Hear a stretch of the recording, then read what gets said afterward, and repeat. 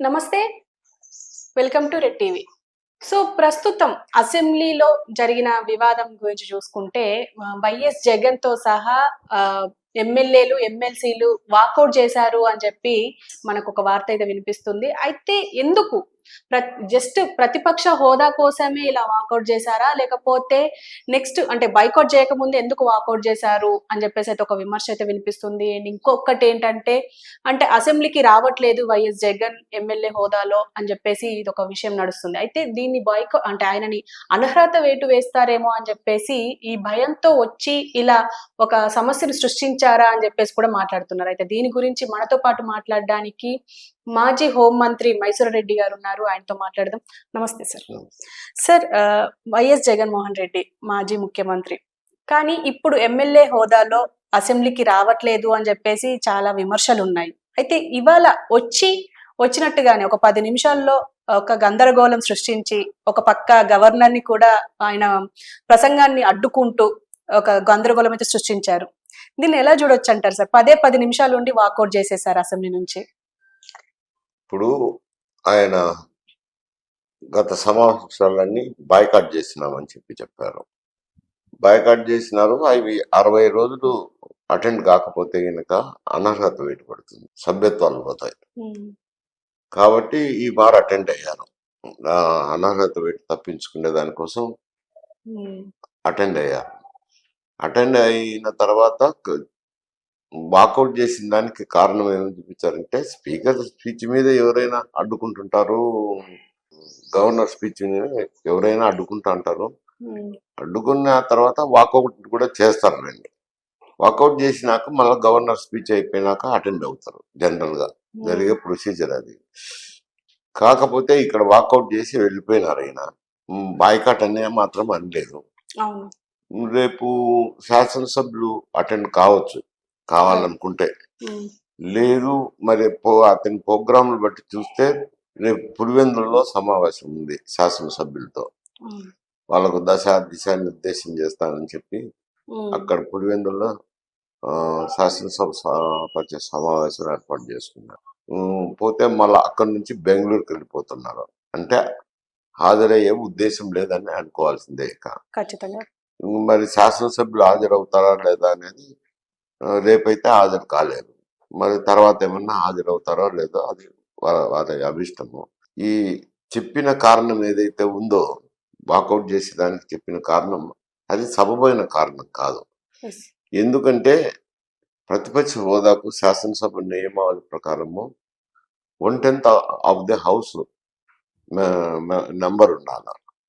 1/10 లేదు, ఆయనకు 11 సీట్లే ఉన్నాయి. కాబట్టి శాసనసభ పక్ష నాయకుడుగా, ప్రతిపక్ష శాసనసభ నాయకుడుగా ఎవరు కూడా నియమించలేరు. అవి నియమాలలో లేనప్పుడు ఎలా నియమిస్తారు? అటువంటిది పట్టుకొని నన్ను నియమించలేదు అని చెప్పుకోవటం అనేది కేవలం అసెంబ్లీ సమావేశాలు తప్పించుకునే దానికోసమే. అసెంబ్లీ సమావేశాలు ఎందుకు తప్పించుకుంటున్నారంటే, వీరికి ఉండే స్ట్రెంగ్త్ 11, మిగతా సీట్ అన్ని కూటమికే వచ్చినాయి. కూటమికే వచ్చినప్పుడు కూటమిలో గత ప్రభుత్వంలో జరిగిన చెడులు కానీ వాటిని గురించి ఎక్కువ లేవనెత్తారు. ఇది సహజంగా ప్రతి శాసనసభలోనూ జరుగుతుంది. అధికార మార్పిడి జరిగినప్పుడు అంతకుముందు పరిపాలించిన పార్టీని గురించి ఏ ఒక్క సమస్యలు లేవనెత్తి అడుగుతుంటారు అధికార పక్షం వాళ్ళు. ఇవన్నీ అడిగితే దానికి జవాబు చెప్పుకోలేని పరిస్థితి ఉంది. కాబట్టి ఎదుర్కొనే పరిస్థితి, జవాబని నేను అనడం లేదు, ఎదుర్కొనే పరిస్థితి లేదని దానికి ఈ కారణం అయితే చూపిస్తున్నారు. ఇది సరైన కారణం కాదు. ప్రజలు ఇచ్చిన తీర్పును అగౌరవపరచడమే. ప్రజలు 11 మంది శాసనసభ్యులను ఇచ్చినారని అంటే శాసనసభ ప్రతిపక్ష హోదా కూడా లేకుండా చేసినారు అని అంటే ఆయన పాలన పట్ల విసుగు చేసినట్లే. అటువంటిది దాన్ని గుర్తించాలా. ఇప్పుడు మొన్న ఒక 2 విషయాల మీద ఆయన హంగామా సృష్టించారు. ఏది ఒకటి, వల్లభనేని వంశీని అక్రమంగా అరెస్ట్ చేశారు అని. అది శాసనసభ సమావేశాలు జరుగుతున్నాయి కాబట్టి ఆ ప్రశ్నను లేవనెత్తడానికి అవకాశం ఉంది కదా. అక్రమంగా అరెస్ట్ చేసినారని వాదించవచ్చు కదా శాసనసభలో. తర్వాత మిర్చి యార్డ్లో సరే కరెక్టా కాదా ఆయన చేసిన పని అనేది ఈ విషయం గురించి కూడా మాట్లాడినచ్చు. మద్దతు ధర ఆ, తక్కువ ఉంది అవును. అని చెప్పి మాట్లాడేదానికి అవకాశం ఉంది. అటు రైతుల పక్షాన మాట్లాడి ఉండొచ్చు, అటు పార్టీ నాయకుడి గట్ట జరిగినది గురించి కూడా అన్యాయం అని లేవనెత్తి మాట్లాడచ్చు. మాట్లాడి ప్రభుత్వం ఏం సమాధానం చెప్పును వేచి చూడాల్సిందే. ఈవెన్ గ్రూప్ టూ అటువంటి సందర్భము, అటువంటి అవకాశం వచ్చినా లేవనెత్తకుండా పోతున్నారు అని అంటే తప్పు వారిదే అవుతుంది. ప్రజల్లో ఎగ్జాక్ట్లీ. రాంగ్ మెసేజ్ పోతుంది. నేను ఎగ్జాక్ట్లీ. అనటం కాదు, ప్రజల్లో రాంగ్ మెసేజ్ పోతుంది. ఖచ్చితంగా. ఎందుకంటే ఇప్పుడు ఆల్రెడీ గ్రూప్ 2కి సంబంధించి ఒక ధర్నా అయితే చేస్తున్నారు విద్యార్థులు.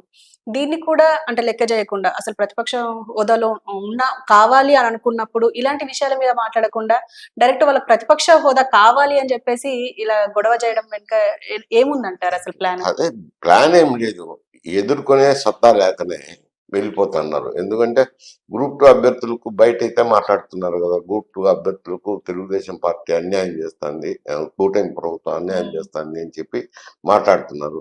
ఆ మాట్లాడే అంశాన్ని శాసనసభలో లేవనెత్తొచ్చు కదా, సరైన సమయం కదా. అదైనా కానీ ఏ సమస్య అయినా శాసనసభలో ప్రస్తావించేదానికి వారికి అవకాశం ఉంది. శాసనసభ ప్రతిపక్ష నాయకుడుగానే కాదు, మిగతా వివిధ రూపాల్లో నోటీసులు ఇచ్చి లేవనెత్తి వాళ్ళను ప్రభుత్వాన్ని ఇరుకుని పెట్టే విధంగా మాట్లాడచ్చు. అది చేయకుండా వెళ్ళిపోతున్నారంటే ఎదుర్కొనే సత్తా లేకనే పోతున్నారనే మెసేజ్ ప్రజలు లేకపోతుంది. సార్ కానీ మాకు టైము తక్కువగా ఇస్తున్నారు. మేము సమస్యలని ఎక్స్‌ప్లెయిన్ చేయలేకపోతున్నాము. మాకు ప్రతిపక్ష హోదా ఉంటేనే మేము మా సమస్యల్ని, ప్రజల సమస్యల్ని ముందు పెడతాము అని చెప్పేసి అంటున్నారు. దీని గురించి ఎట్లా అంటే మీరు మాట్లాడితే కదా ఇస్తారో లేదో తెలిసేది. మీరు మాట్లాడేది మాట్లాడకుండానే ఇన్ని రోజులు బాయ్కాట్ చేసినారు. ఇప్పుడు గవర్నర్ ప్రసంగం మీద లోటుపాట్లు ఎత్తి చూపించేదానికి అవకాశం ఉంది. అది అది వదులుకొని వెళ్ళిపోతున్నారు. మీరు మాట్లాడి మాకు అవకాశం ఇవ్వలేదంటే అది ప్రజలు ఎవరైనా కానీ ఆలోచన చేస్తారు, విచక్షణ చేస్తారు. మీరు మాట్లాడకుండానే మాకు సమయం కేటాయించలేదు, వెళ్ళిపోతాము, ప్రతిపక్ష హోదా ఇవ్వలేదు అని వాకౌట్ చేయడం రాంగ్ మెసేజే పోతుంది. అంటే ఓకే. నువ్వు వాళ్ళను శాసనసభలో వాళ్ళను ఎదుర్కోలేకపోయినారు అనేది వస్తుంది, అంటే పారిపోయినారని అర్థం వస్తుంది ఒక రకంగా. అంటే ఇప్పుడు తెలంగాణ మాజీ ముఖ్యమంత్రి కేసీఆర్ కూడా అసెంబ్లీకి వెళ్ళడం లేదు. సో దాని వల్ల అంటే అది ఏమైనా ఇన్‌ఫ్లూయెన్స్ వైఎస్ జగన్ మీద ఉంది అంటారా?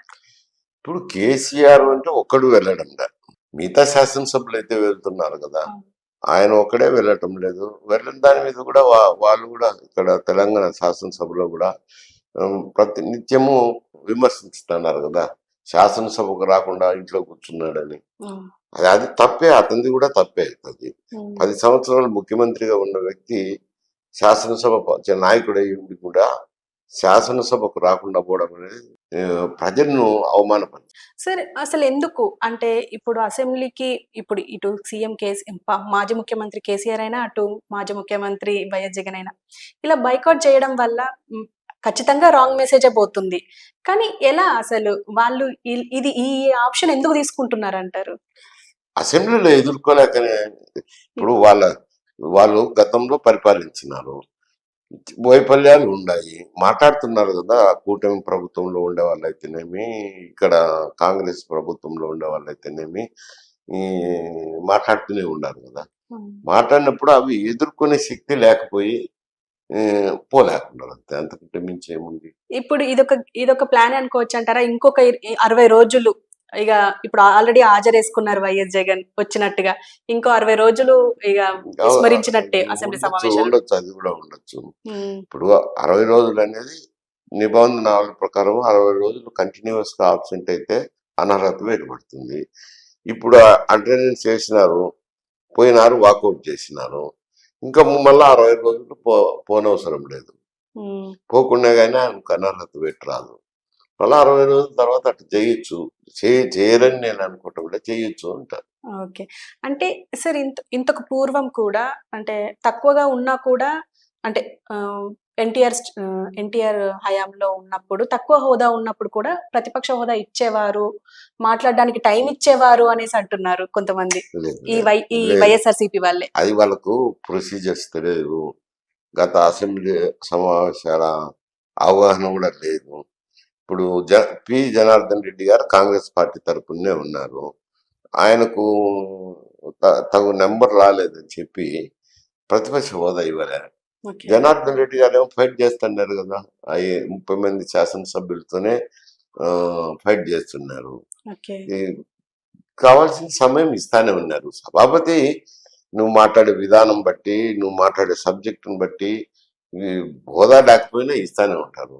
ఒక ఇండివిజువల్ శాసనసభ్యుడు ఒక నోటీస్ ఇచ్చిన తర్వాత దాంట్లో పాయింట్ ఉంటే గనక రిక్వెస్ట్ చేస్తాం, ఇంకొక 5 నిమిషాలు ఇవ్వండి అంటే ఇస్తారు. జనరల్ గా పార్లమెంట్ అయినా ఇస్తారు, లోక్సభలో ఇస్తారు, రాజ్యసభలో ఇస్తారు, ఈడైనా ఇస్తారు, కౌన్సిల్ అయినా ఇస్తారు, ఎక్కడైనా ఇస్తారు. ఎందుకంటే మరి డిక్టేటర్ గా వ్యవహరించలేడు కదా శాసనసభాపతి. రైట్. అంటే ఇదంతా ఇప్పుడు ఒక ప్రతిపక్ష హోదా కోసమే వీళ్ళు పోరాడుతున్నారు గానీ, ప్రజల కోసం పోరాడే ఆలోచన అయితే లేదు అంటారు. ప్రతిపక్ష హోదా అనేది సొడ్డు, ఎవరనేది తెలుసు. కానీ ఒక బహానా. అసెంబ్లీని ఫేస్ చేయలేక వెళ్ళిపోతున్నారు అంట. Okay. Okay sir. Thank you. So, so చూసారు గదా! మైసూర్ రెడ్డి గారు చెప్తున్నట్టుగా అంటే ప్రతిపక్ష హోదా కోసం ఇలాంటి అంటే అది రాదు అని తెలిసి కూడా, అది ఇవ్వరు అని తెలిసి కూడా అసలు ప్రజలు ఇవ్వని ఒక ప్రతిపక్ష హోదా కోసం వీళ్ళు పోరాడుతున్నారు అంటే, అంటే ప్రజల సమస్యల మీద మాట్లాడాల్సింది పోయి, మాట్లాడితే ఒకవేళ ఖచ్చితంగా టైం ఇస్తారు. అంటే 2, 3 నిమిషాలే గాదు ఎక్కువ టైం అయినా